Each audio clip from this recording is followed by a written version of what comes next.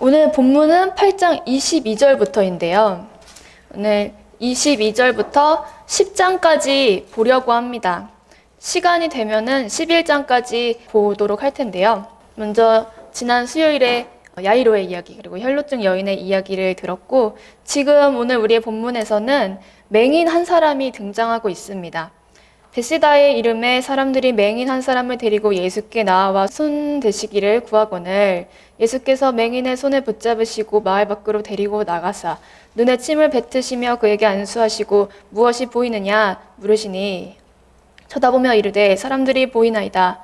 나무 같은 것들이 걸어가는 것을 보나이다 하거늘. 이 맹인의 이야기에서 우리가 다른 점이 있어요. 앞에 우리가 봤던 야이로와 또 혈루증 여인의 이야기와는 좀 다른 점이 있는데, 그것이 무엇이냐면 그 야이로와 혈루증 여인은 자신의 의지가 강력하게 이야기에서 작용하고 있어요. 그러니까 거의 믿음의 쟁취를 했다고 볼 수 있을 정도로 예수님에게 뛰어 들어가서 무릎 꿇고 예수님의 옷자락을 만지고 또 예수님께 간절히 구하고 하는 그런 믿음의 모습들이 보여졌습니다. 그런데 이 맹인은 자기 스스로 나온 게 아니라 사람들이 그를 이끌고 예수님께 나와왔습니다.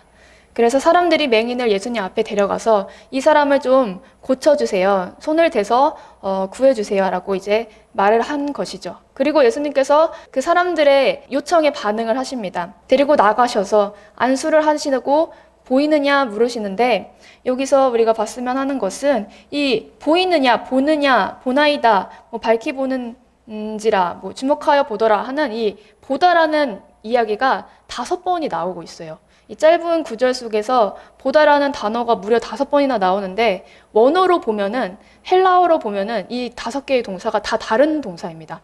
처음에 이제 예수님께서 그의 눈에 안수하시고 무엇이 보이느냐라고 물었을 때 이 맹인이 이제 보기 시작합니다. 24절 쳐다보며 이르되, 그가 아무것도 보지 못하였다가 예수님께서 처음 안수를 하셨을 때에 이제 뭔가가 보이기 시작한 것이죠. 이 24절에 처음 등장하는 쳐다보며 라는 동사는 어떤 영적인 기대감을 가지고, 신령한 것에 대한 기대감을 가지고 간절한 마음으로 바라보는 것을 이 단어가 가진 의미입니다. 그래서 24절에 이 맹인이 보는 것은 이제 예수님을 만나가지고 그의 몸이 치료되기 시작하자 예수님이 누구신지 어렴풋이 알기 시작하고 구원에 대한 믿음이 조금씩 자라나기 시작한 것입니다. 그래서 그가 쳐다보는 것은 특별한 동사로 그렇게 표현을 하고 있습니다. 그리고 이제 보는데 나무 같은 것들이 걸어가는 것을 보나이다 하거늘 이에 그 눈에 다시 안수하심에, 우리가 여기서 또 봤으면 하는 것은 23절에 나오고 있는 눈과 25절에 나오고 있는 눈도 원어로 보면 다른 단어입니다. 23절에 나오는 눈은 육체적인 눈을 말하는 것이고요. 25절에 나오는 눈은 영적인 눈을 말하는 것입니다. 그러니 예수님께서 이 사람을 치료해 주시는 것은 가장 처음에는 육체적인 것을 치료해 주신 것이지만, 이제 그가 예수님을 향한 믿음이 조금씩 자라기 시작했을 때에는 그때는 이제 영적인 회복, 완전한 회복이 이 사람에게 선물이 된 것입니다. 그래서 그가 결국에는 밝히 봅니다. 네, 25절 마지막 부분에 밝히 보는지라 라고 하고 있죠. 그냥 보는 것이 아니라 밝히 보는 것이에요. 그러니까 완전하게 보는 것이죠. 육체적인 것뿐만이 아니라 영적인 것까지도 그가 깨달아 알게 되었다는 것을 말하고 있는 것입니다. 그리고 예수님께서 그 사람을 집으로 보내시며 이르시되 마을에는 들어가지 말라 하시니라. 우리가 이 본문을 보면서 저 자신에게도 참 은혜가 많이 되었던 것은 우리 성도님들께 정말 간절한 마음으로 전도하고자 하는 대상이 누구나 한 명쯤 있을 줄로 압니다. 가족이 되었던, 친구가 되었던. 그런데 이 본문에서 이 사람이 자신의 의지로, 자신의 힘으로 예수님께 나온 것이 아니지만 사람들을 통해서 예수님께 나오게 됐을 때에 그에게도 믿음의 기회가 주어졌다는 것이죠. 예수님을 만나고 예수님의 말씀을 듣고 예수님께서 내 삶에 어떤 일을 행할 수 있는 분인지를 알게 되었을 때 그도 이제 자신의 마음을 담아서 예수님을 보게 되는 그런 놀라운 일들이 일어나게 되는 것입니다. 그래서 신성한 기대감을 가지고 예수님을 바라봤을 때 그가 온전하게 치유를 입게 되는 것이죠. 네. 그리고 이제 예수님께서 다시 길 위에 서십니다. 27절. 예수와 제자들이 빌립보 가이사랴 여러 마을로 나가실세 길에서 제자들에게 물어 이르시되 사람들이 나를 누구라고 하느냐. 예수님이 어떤 분이신지에 대해서 사람들이 어떻게 말하는지 제자들과 대화를 나누고 계십니다. 베드로가 아주 대답을 잘합니다. 29절이죠. 네, 베드로가 대답하여 이르되 주는 그리스도 신이이다. 주이시고 하나님이시고 그리고 그리스도십니다 라는 고백을 한 것이죠. 그런데 예수님께서 자기의 일을 아무에게도 말하지 말라 경고하시고 인자가 많은 고난을 받고 장로들과 대제사장들과 서기관들에게 버림바 되어 죽임을 당하고 사흘 만에 살아나야 할 것을 비로소 그들에게 가르치시되 예수님께서 가장 처음으로 자신의 고난 받으심에 대해서 말하고 있는 곳이 바로 이곳입니다. 마가복음에서 첫 번째로 예수님께서 자신이 돌아가실 것을 제자들에게 가르쳐 주신 곳이 바로 이 본문인데요. 그런데 베드로가 멋진 신앙의 고백을 해놓고 그 뒤에 예수님에게 호되게 혼나는 장면이 또 나오고 있습니다. 베드로가 예수님을 막 붙잡고 항변을 합니다. 이게 막 붙들고 그건 안 됩니다 하면서 이제 항변을 하기 시작을 한 거예요. 그러자 33절 예수께서 돌이키사 제자들을 보시며 베드로를 꾸짖어 이르시되 사탄아 내 뒤로 물러가라 내가 하나님의 일을 생각하지 아니하고 도리어 사람의 일을 생각하는도다 하시고 이 베드로가 예수님께 항변하는 것과 그리고 예수님께서 베드로를 꾸짖으시는 이 부분은 이 단어들이 귀신과의 대화에서 많이 쓰이는 단어예요. 그러니까 귀신이 예수님께 말씀할 때 그리고 예수님께서 귀신을 내쫓으실 때 꾸짖다라는 단어를 마가복음에서 계속 쓰고 있는데요. 그러니까 정말 베드로를 거의 사탄을 쫓는 것과 같이 지금 대하고 계신 거예요. 34절에 무리와 제자들을 불러 말씀하실 때 누구든지 나를 따라오려거든 자기를 부인하고 자기 십자가를 지고 나를 따를 것이니라. 누구든지 자기 목숨을 구원하고자 하면 잃을 것이요 누구든지 나와 복음을 위하여 자기 목숨을 잃으면 구원하리라. 예수님을 따른다는 것은 예수님께서 앞서 먼저 가신다는 것이고 우리가 그 뒤를 쫓아간다는 것을 의미합니다. 베드로가 지금 예수님보다 앞섰죠. 예수님보다 앞장선 거예요. 그러니까 사단의 도구가 되어버린 것입니다. 예수님의 뒤에 서서 예수님이 가시는 길을 겸손하게 쫓아가야 하는데 그러지 못하고 자신의 생각이 앞서고 자신의 마음이 먼저 앞서니까 그가 귀신과 같이 지금 사탄과 같이 그런 일들을 예수님 앞에서 행하게 되어버린 것이죠. 따른다는 것에는 예수님 뒤에 서서 그분을 쫓아간다는 의미가 담겨 있습니다. 그리고 누구든지 자기 목숨을 구원하고자 하면 잃을 것이요 누구든지 나와 복음을 위하여 자기 목숨을 잃으면 구원하리라. 그런데 또 베드로가 이렇게 실수하고 오해한 것은 어떤 마음이었냐 하면은 이 뒤에 나오는 구절들이 알려주고 있는데요. 사람이 만일 온 천하를 얻고도 자기 목숨을 잃으면 무엇이 유익하리요. 그러니까 결국에는 어떤 세상 가운데에서 한몫을 잡아보고 싶었던 것이죠. 제자들이. 세상 가운데에서 명예가 됐든 아니면 부귀가 됐든지 간에 원하던 게 있었던 거예요. 예수님을 쫓아가면은 내가 이런 것을 얻을 수 있겠지. 예수님께서 이렇게 능력이 많으신 분이고 우리 삶에서 지금 행하시는 놀라운 일들을 보면은 분명히 예수님께서 왕이 되실 것 같고 이런 어떤 마음속에 자기의 욕심이 가득했던 거예요. 그리고 37절 사람이 무엇을 주고 자기 목숨과 바꾸겠느냐. 아무것도 자기 목숨과 바꿀 것은 없다. 천하를 얻을지라도 세상에 있는 모든 것을 얻고 세상에 있는 것을 세상까지도 얻는다 할지라도 그것이 무슨 의미가 있겠느냐라고 하면서 예수님께서는 제자들에게 바른 제자도가 무엇인지 교훈을 주고 계십니다.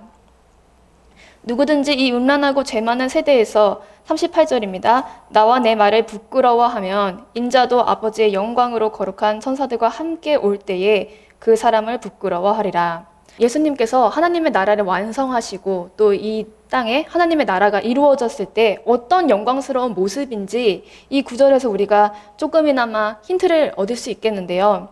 아버지의 영광으로 거룩한 천사들과 함께 올 때, 우리가 지금 세상에서 바라는 것들, 세상에서 갖고자 하는 것과 비교조차 할 수 없는 그것이 하나님의 나라의 것들인데, 그런 것들은 알지 못하고 제자들이 지금 당장 이 삶에서 어떻게 하면 더 유익을 누릴 수 있을지, 이런 것들에 빠져 있는 것이라고 생각할 수 있겠죠. 그런데 예수님께서는 그것이 아니라 오는 세상, 하나님 나라에서 우리가 받을 것들에 대해서 다시금 상기시켜 주십니다. 그리고 그때에 우리가 하나님 나라 앞에 섰을 때에, 하나님 나라에 들어갔을 때에 예수님께서 우리를 부끄러워 하신다든지 예수님께서 우리를 외면하시는 일이 있어서는 안 되겠습니다. 그러기 위해서는 오늘 우리가 살아가는 이 삶에서 우리도 예수님을 부끄러워하지 않고 예수님께서 걸으신 그 낮아짐의 자세와 섬기는 자세, 또 죽기까지 우리를 위해 희생하셨던 그 모습이 우리 삶에도 분명히 있어야 하겠습니다. 9장 1절, 또 그들에게 이르시되 내가 진실로 너희에게 이르노니 여기 서 있는 사람 중에는 죽기 전에 하나님의 나라가 권능으로 임하는 것을 볼 자들도 있느니라. 예수님과 그렇게 함께 하면은 이 땅에서도 우리가 하나님의 나라를 충분히 맛보고 누릴 수 있습니다. 9장 2절입니다. 엿새 후에 예수께서 베드로와 야고보와 요한을 데리시고 따로 높은 산에 올라가셨더니, 이 세 명의 제자들이 어디서 나왔었는데 우리 기억하시나요? 네, 야이로의 집에 갔을 때에 이 세 명의 제자들이 예수님과 따로 이제 은밀한 사건, 아주 감추어진 복음의 놀라운 비밀의 사건을 볼 수 있는 기회를 갖게 되었죠. 여기서도 마찬가지로 베드로와 야고보와 요한이 따로 예수님과 함께 갑니다. 그래서 그분이 어떤 분이신지에 대한 놀라운 비밀을 보게 돼요. 듣게 돼요. 그런데 이거 말고도 하나의 사건이 더 있어요. 이 세 명의 제자가 세 가지의 사건을 예수님과 따로 은밀하게 경험을 하거든요. 그게 어딘지는 우리 성도님들께서 마가복음을 읽으면서 찾아보시기 바랍니다. 그래서 세 개가 나옵니다. 여기가 두 번째입니다. 네. 그래서 어떤 일이 있었냐, 예수님과 어떤 사건을 경험했는가 보면은 3절, 그 옷이 광채가 나며 세상에서 빨래하는 자가 그렇게 희게 할 수 없을 만큼 매우 희어졌더라. 예수님께서 영광스러운 모습으로 변하셨어요. 그리고 4절, 이에 엘리야가 모세와 함께 그들에게 나타나 예수와 더불어 말하거늘, 엘리야와 모세까지 나타나서 이 예수님과 대화하는 장면을, 그리고 예수님께서 놀라운 모습으로 변화하신 것을 이 세 명의 제자가 목격하였습니다. 그런데 이게 너무 두려운 거예요. 두렵죠. 두려울 수밖에 없죠. 그 영광스러운 모습이 나타났는데, 우리가 구약에서 보면은 모세 계명을 받았을 때에 그 얼굴에 빛나는 광채 때문에 사람들이 차마 그를 쳐다보지도 못했다고 나오고 있습니다. 그리고 또한 모세가 그뿐만 아니라 하나님을 처음에 만났을 때에 떨기나무에서 불이 일어났을 그때에 하나님을 만난 그 순간에 그가 또 두려워하는 모습이 있었고, 엘리야가 또 하나님의 세미한 음성 가운데에서 하나님을 만났을 때에도 엘리야가 두려워하였습니다. 그뿐만 아니라 신약에서는 그 사도 요한이 계시록을 쓰던 그때에 하나님을 만난 그 장면을 적으면서 그가 얼마나 두려워하고 떨었는지에 대해서 적고 있습니다. 그러니까 우리가 하나님을 만난다는 것은 두려워할 수밖에 없는 것입니다. 이 베드로와 그리고 야고보와 요한이 그 영광스러운 광채 앞에 섰을 때에 하나님의 위엄으로 인하여서, 하나님의 위엄을 입은 예수님으로 인하여서, 그리고 심지어 엘리야와 모세까지 등장한 이 사건으로 인하여서 두려워하고 있는 것입니다. 베드로가 무슨 말을 해야 할지 몰라서 막 이런 말을 해요. 여기 있는 것이 좋사오니 5절에 초막 셋을 짓고 하나는 예수님을 위해서, 하나는 모세를 위해서, 하나는 엘리야를 위해서 여기서 짓고서 우리가 여기서 같이 지냅시다. 이렇게 지금 얘기를 하고 있는 거예요. 이게 너무 좋으니까, 이 지금 영광스러운 모습을 자기가 목격한 것이 두렵지만 또 한편으로는 뭐 우쭐하기도 하고 너무 좋기도 하고 하니까 그렇게 얘기를 하는 거예요.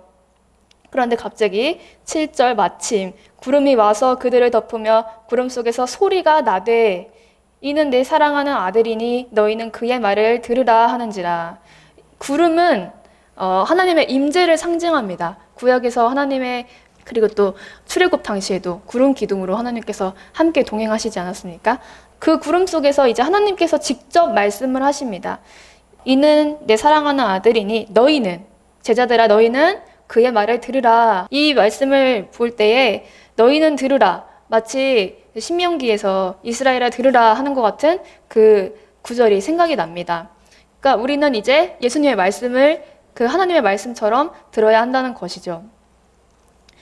8절 문득 둘러보니 아무도 보이지 아니하고 오직 예수와 자기들 뿐이었더라.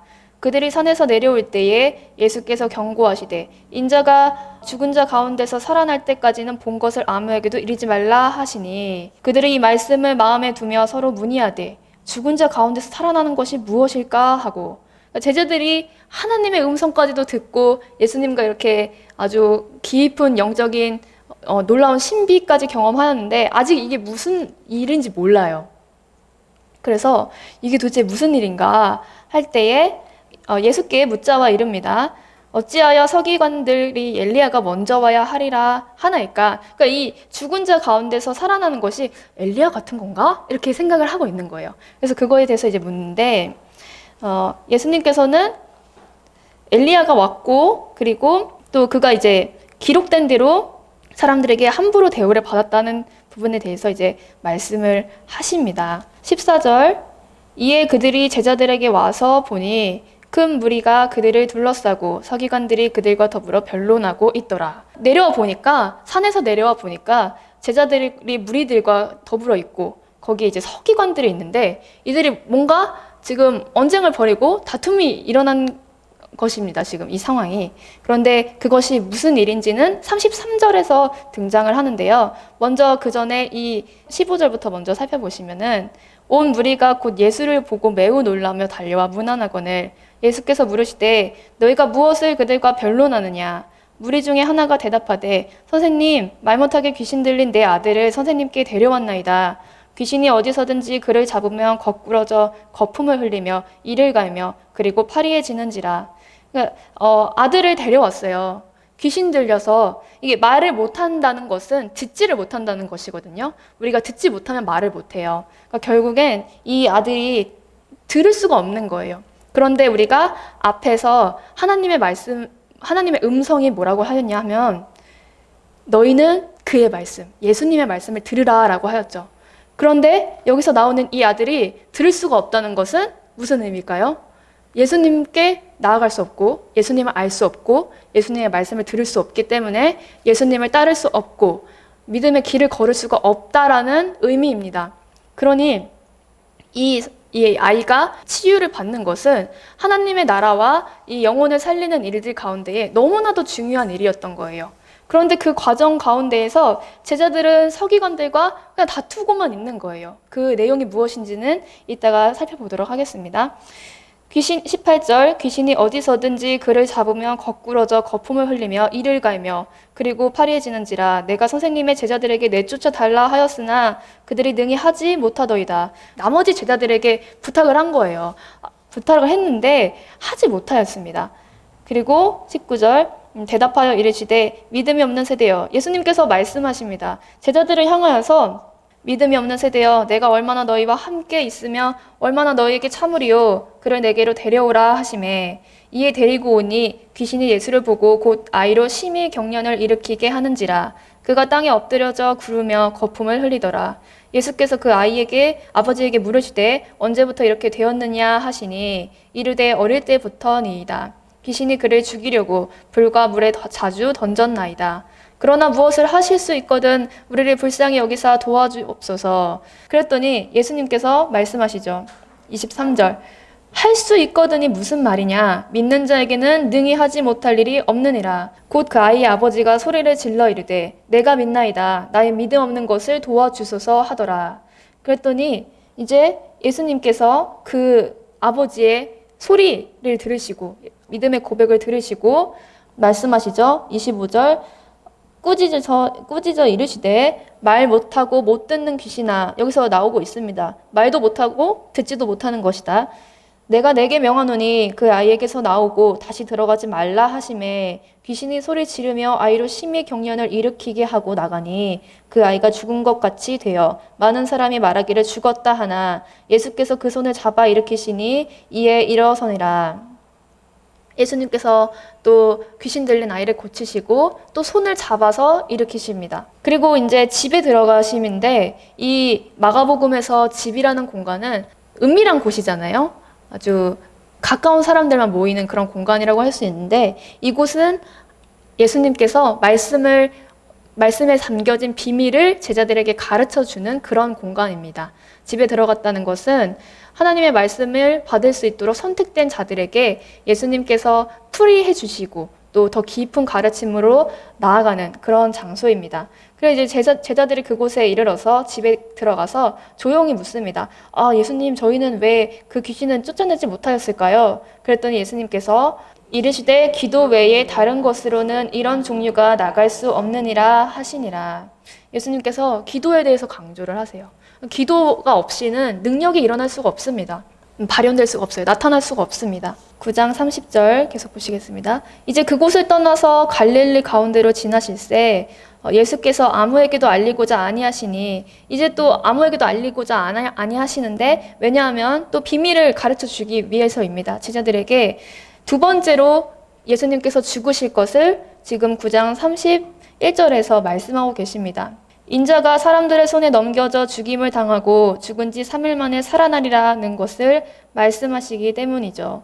그래서 다른 사람들이 아니라 예수님께서 제자들에게만 은밀하게 이것을 가르쳐 주셨습니다. 그런데 제자들이 이것을 깨닫지 못해요. 앞에서 말씀하셨을 때와 같이 깨닫지 못하는데 이제는 묻기도 무서워해요. 왜냐하면 베드로가 예수님한테 호되게 혼나는 것을 봤거든요. 그러니까 이 제자들이 이게 무슨 말씀입니까? 막 이렇게 궁금하기도 하고 하는데, 베드로가 혼난 것을 보니까 나서면 안 되겠다 싶은 거죠. 그래서 묻기조차 두려워합니다. 33절, 가버나움에 이르러 집에 계실세. 이제 또 집에서 제자들에게 물으십니다. 앞에서 그 귀신 들린 아이의 아버지와의 사건에서 서기관들과 대화했던 그 내용, 그것이 너네가 무슨 얘기를 한 것이냐, 너희가 서로 토론한 것이 무엇이냐, 여기서 지금 내용이 연결되어서 나오고 있는 것입니다.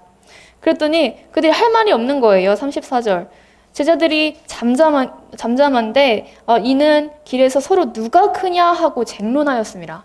그러니까 서기관이 크냐, 내가 크냐, 너네 뭐 우리 선생님 못 봤어? 하면서 내가 그분의 제자야? 하면서 이런 지금 일들이 있었던 거겠죠? 그리고 제자들 사이에서도 네가 고칠 수 있느니, 내가 고칠 수 있느니 하면서 누가 잘났느냐 뽐내고 그런 모습들인 거예요. 그래서 할 말이 없는 거예요.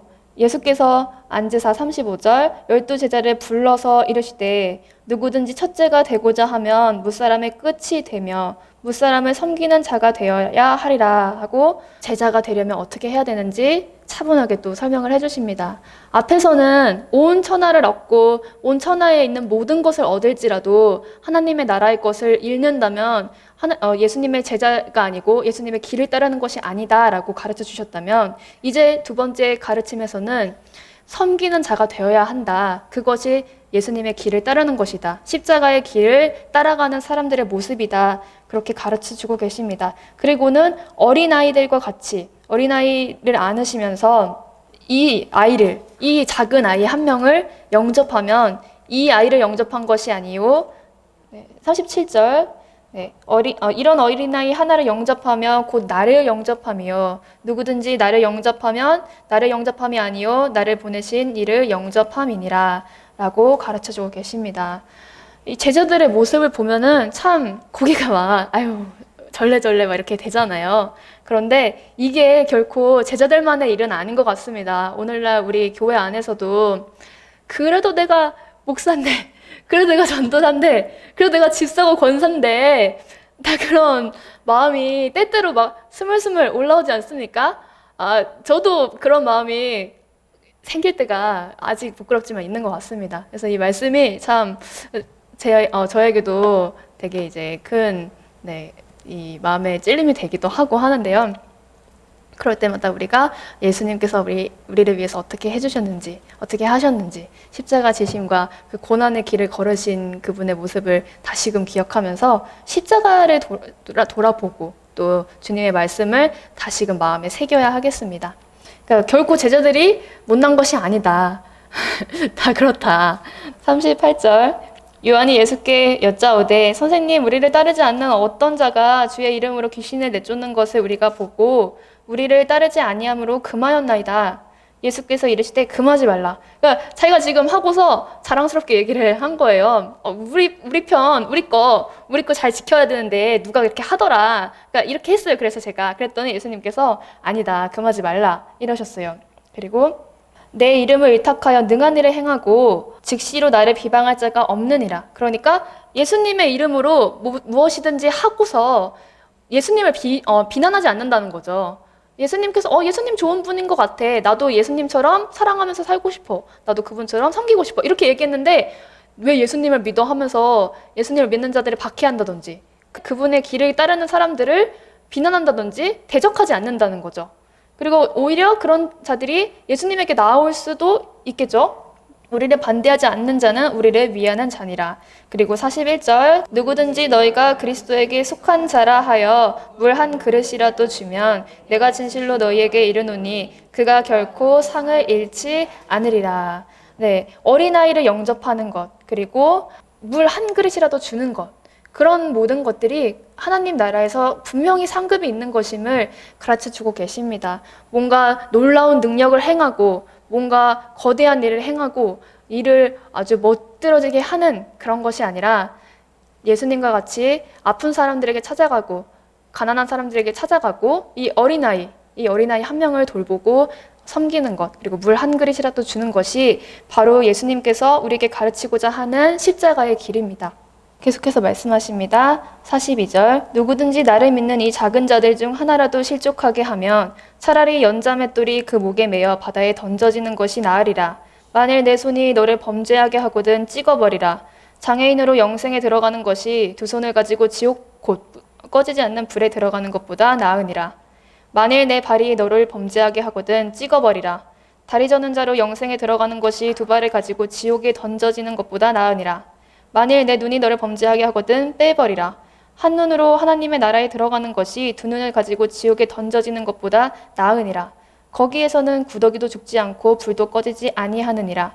사람마다 불로써 소금 치듯함을 받으리라. 소금은 좋은 것이로되 만일 소금이 그 맛을 잃으면 무엇으로 이를 짜게 하리요. 너희 속에 소금을 두고 서로 화목하라 하시니라. 세상의 것들, 천하의 온갖 것들을 얻는 것과 하나님 나라의 영광스러운 것들을 비교하셨다면 이제 하나님 나라에 들어가기 위해서, 영생에 들어가기 위해서는 우리에게 죄가 얼마나 거침이 되는지 예수님께서 말씀하고 계십니다. 섬기고 이런 선한 관계들을 맺어가는 데 있어서 죄가 큰 방해가 된다는 것은 이미 성경의 많은 부분에서 가르쳐주고 있는 바 있습니다.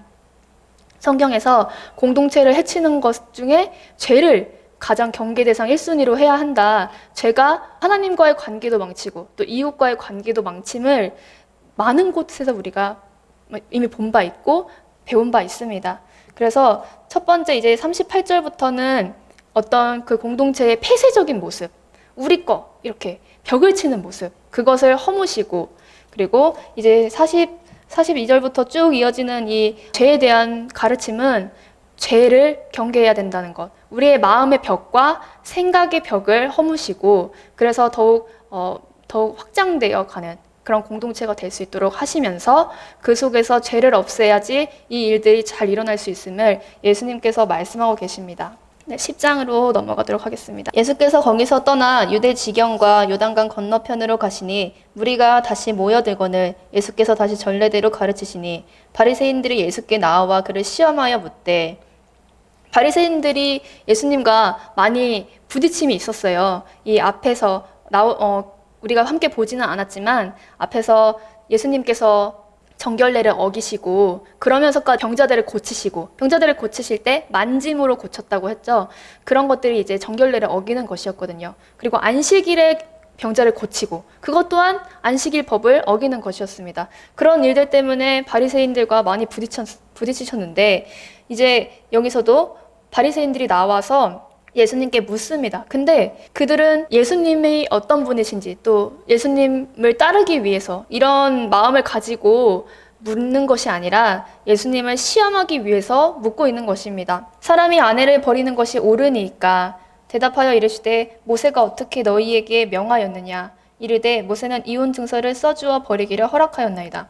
바리새인들이 예수님을 시험하고자 하여 묻는 것이 아내를 버려도 됩니까? 라고 물은 거예요. 그랬더니 모세의 말씀을 들어서 설명을 하기 시작합니다. 예수님께서 5절 예수께서 그들에게 이르시되 너희 마음이 완악함으로 말미암아 이 명령을 기록하였거니와. 예수님께서 그들의 마음의 완악함을 아주 직접적으로 꼬집고 계십니다. 이 마음의 완악함이 있을 때에는 예수님의 말씀이 우리 마음에 들어갈 수가 없어요. 그래서 그들에게 이제 말씀을 하실 때 창조 때로부터 사람을 남자와 여자로 지으셨으니 이러므로 사람이 그 부모를 떠나서 그 둘이 한 몸이 될지니라. 이러한즉 이제 둘이 아니요 한 몸이니 그러므로 하나님이 짝지어 주신 것을 사람이 나누지 못할지니라.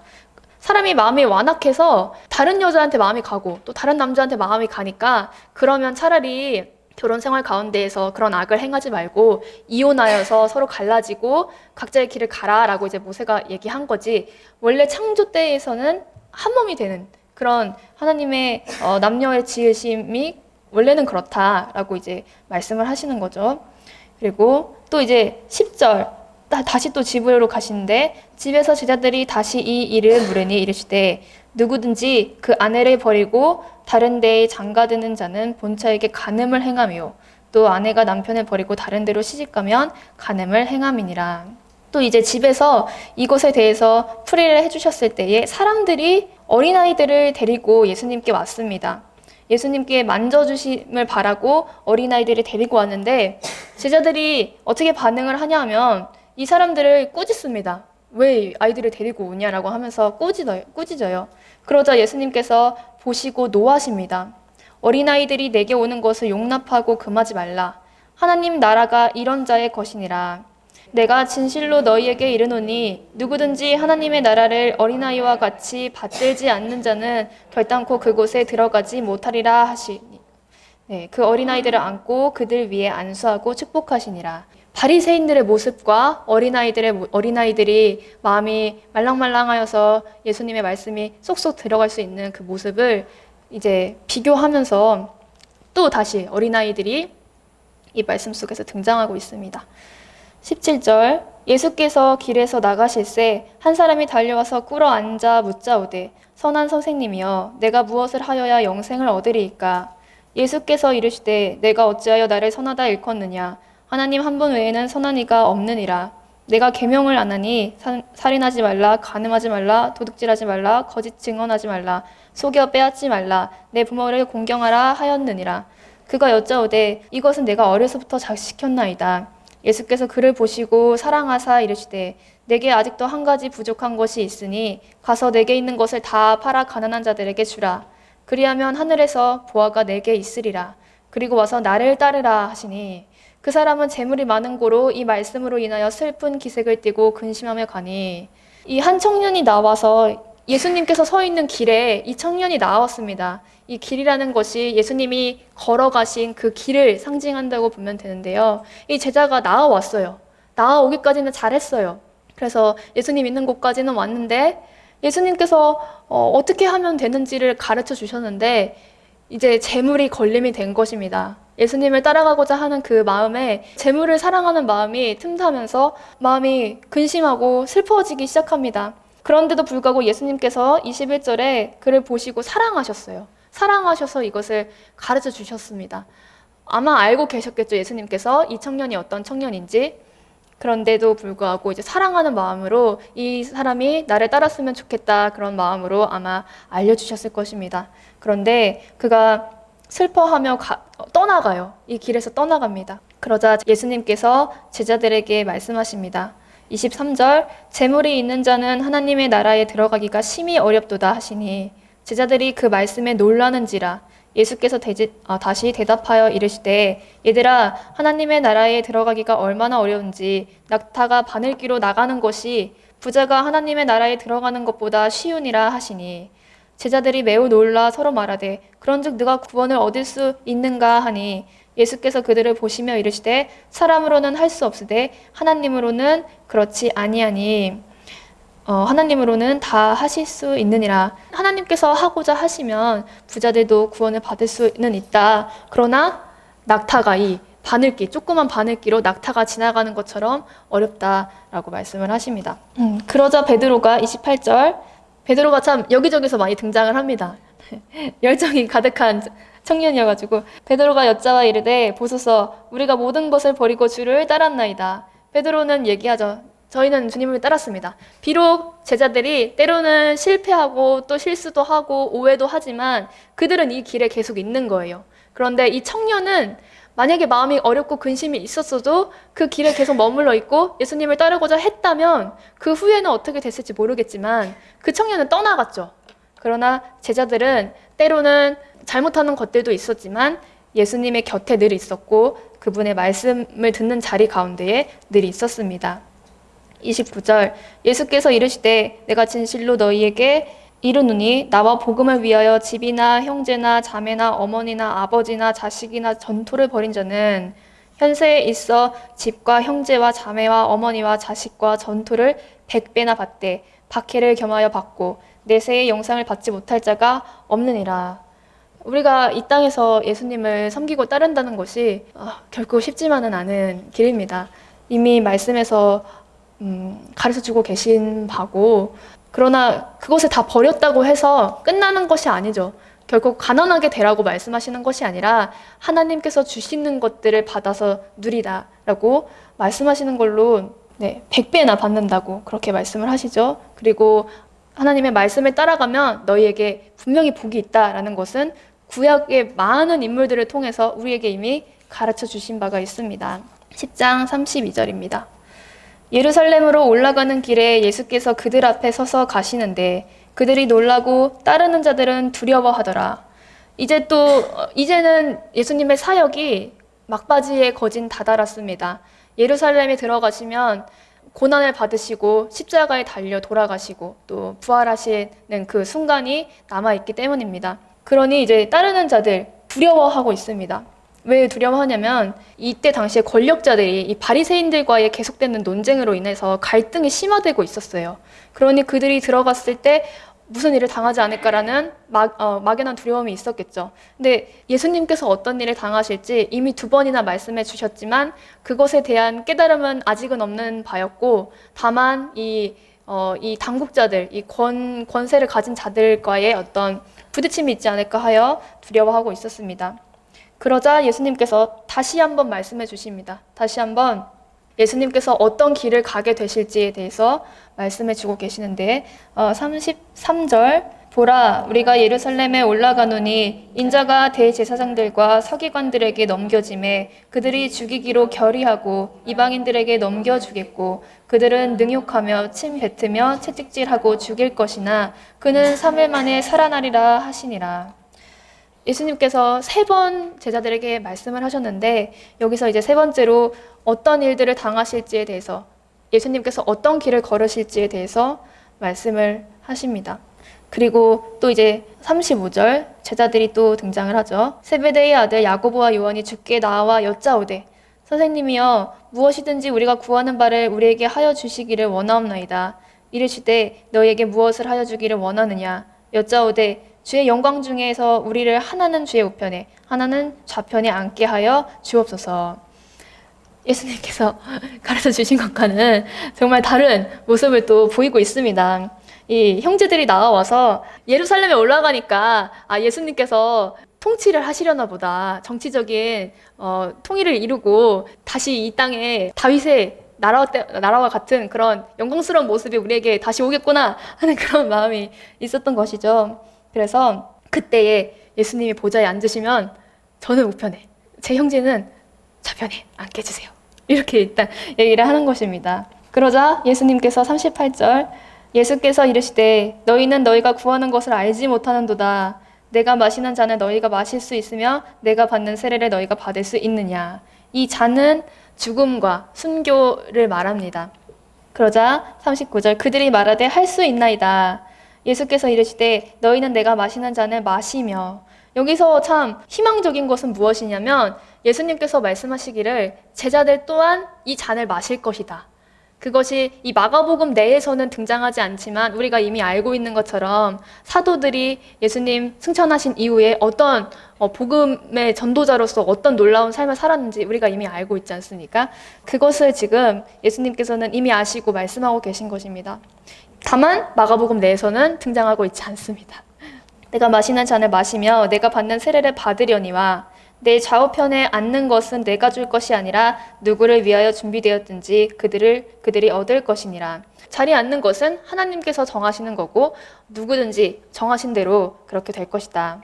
야고보와 요한에 대하여 화를 내거늘 예수께서 불러다가 이르시되 예수님을 따르는 길이 어떤 것인지 제자들이 알지 못하고 오해하고 있으니까 다시 가르침을 주십니다. 이방인의 집권자들이 그들을 임의로 주관하고 그 고관들이 그들에게 권세를 부리는 줄을 너희가 알거니와 너희 중에는 그렇지 않을지니 너희 중에 누구든지 크고자 하는 자는 너희를 섬기는 자가 되고 44절 너희 중에 누구든지 으뜸이 되고자 하는 자는 모든 사람의 종이 되어야 하리라. 인자가 온 것은 섬김을 받으려 함이 아니라 도리어 섬기려 하고 자기 목숨을 많은 사람의 대속물로 주려 함이니라. 예수님께서 우리의 삶에 와서 행해 주신 일들이 또 이제 우리가 걸어가야 하는 그 길이 어떤 길인지 이곳에서 앞에 두 가지의 이야기들을 마치 총정리하듯이 또 세상의 것들을 쫓지 말고 섬기는 자가 되어야 한다라고 예수님께서 다시 가르쳐주고 계십니다. 46절 그들이 여리고에 이르렀더니 예수께서 제자들과 허다한 무리와 함께 여리고에서 나가실 때에 디메오의 아들인 맹인 거지 바디메오가 길가에 앉았다가 이제 또 믿음의 본이 되는 한 인물이 또 등장을 합니다. 그 사람이 이제 바디메오인데 이 바디메오가 이름이 아니라 디메오의 아들이라는 뜻입니다. 바가 누구의 아들이라는 뜻인데 그래서 바디메오인 것이죠. 이 사람이 길가에 앉았다가 이 사람도 예수님께서 가시는 그 길 위에 있습니다. 지금 그가 들어요. 나사렛 예수시란 말을 듣습니다. 그러자 소리를 지르는데 자신의 믿음을 신앙 고백을 막 하기 시작합니다. 47절 중간에 다윗의 자손 예수여 나를 불쌍히 여기소서. 그가 다윗의 자손이라고 예수님을 칭하고 있습니다. 나사렛 예수라고 47절에서 나사렛에서 온 청년 예수라고 47절에서 얘기하고 있는데 그 나사렛 예수를 바디메오가 다윗의 자손으로 믿음을 고백하면서 이 무리 가운데에 밝혀주고 있습니다. 그런데 이 믿음의 고백이 무엇인지 모르고 같이 있는 무리들은 그 사람을 막 꾸짖기 시작합니다. 그러니까 같이 따르는 사람들이 과연 예수님을 잘 알고서 따르고 있었는가는 한번 생각해 볼 수 있는 부분이겠습니다. 잠잠하라고 꾸짖었는데 도리어 그가 더욱 크게 소리 지릅니다. 다윗의 자손이여 나를 불쌍히 여기소서. 그러자 예수님께서 그 믿음의 고백에 반응하십니다. 예수께서 머물러 서서 그를 부르라 하시니 그들이 그 맹인을 부르며 이르되 안심하고 일어나라. 이제 예수님께서 그 사람의 부르심에 반응을 하시니까 따르는 무리들도 아무 말을 못하게 되는 거죠. 그러자 맹인이 50절 겉옷을 내버리고 뛰어 일어나. 이 길가에서 살고 있는 거지에게 가지고 있는 것이 무엇이 있겠습니까? 겉옷, 이것이 그가 가지고 있는 유일한 것입니다. 그러니까 가진 모든 것을 내어버리고 이 예수께서 나를 부르는 것이 너무나 귀하고 소중한 일이고 그에게 주어진 놀라운 구원의 순간이기 때문에 이 사람이 단박에 일어나서 예수님께 나아갑니다. 그러자 예수께서 말씀하시기를 내게 무엇을 하여 주기를 원하느냐. 이 맹인이 말합니다. 선생님이여 보기를 원하나이다. 예수께서 이르시되 가라 내 믿음이 너를 구원하였느니라. 예수님께서 꼭 병자들을 고치신 후에 구원은 받았다는 말씀을 많이 하시는데요. 그가 보게 되어 어떻게 하였죠? 그 다음에 예수를 길에서 따르니라. 이 맹인이 예수님을 따르는 제자가 된 것입니다. 네, 오늘 이 10장까지의 말씀을 보시면은 앞뒤로 맹인 2명이 등장을 합니다. 맹인 2명의 이야기가 나오고 그리고 8장, 9장, 10장에서 각각 한 번씩 예수님께서 자신이 어떤 길을 걸을지 분명하게 가르쳐 주십니다. 순환을 예고하신 거죠. 죽음을 예고하신 게 바로 그 부분인데 그러나 제자들은 그 예수님의 가르치심을 바로 듣지 못하고 깨닫지 못하고 오해를 하고 있습니다. 그 오해에 예수님께서 보시고 또 아시고 그것이 아니라 예수님을 믿는 사람들은 어떻게 살아야 하냐면 하면서 자세하게 하나씩 풀어서 가르쳐 주고 계십니다. 오늘 이 마가복음 8장부터 이제 10장까지의 내용에서 예수님을 따라서 이 맹인 2명은 보게 되고 예수님의 길을 따르게 되었다 얘기하고 있고, 제자들은 또 오해를 하고 있기는 하지만 여전히 그 길에 서 있고, 바리새인들과 한 청년은 예수님과 같은 길에 있지만 결국엔 그 길에서 벗어나게 됩니다. 그리고 따르는 많은 무리들도 있지만 그들이 과연 예수님의 말씀을 잘 듣고 있는지, 그들의 마음속에 있는 것은 무엇인지, 그들의 반응을 봤을 때에 정말 바르게 예수님을 알고 있는 것인지 우리가 한번 생각해 볼 수 있겠습니다. 제가 준비한 시간은 여기까지이고요. 우리 잠깐 말씀을 붙잡고 기도하는 시간을 갖도록 하겠습니다. 많은 성경의 인물들, 마가복음 특히 이 부분에 나오는 인물들을 통해서 예수님을 따르는 것이 어떤 것인지 다시 한번 되새기고, 또 특별히 주시는 은혜가 있다면 그것을 다시 한번 마음에 새기는 시간 될 수 있도록 함께 합심하여서 잠시 기도하도록 하겠습니다.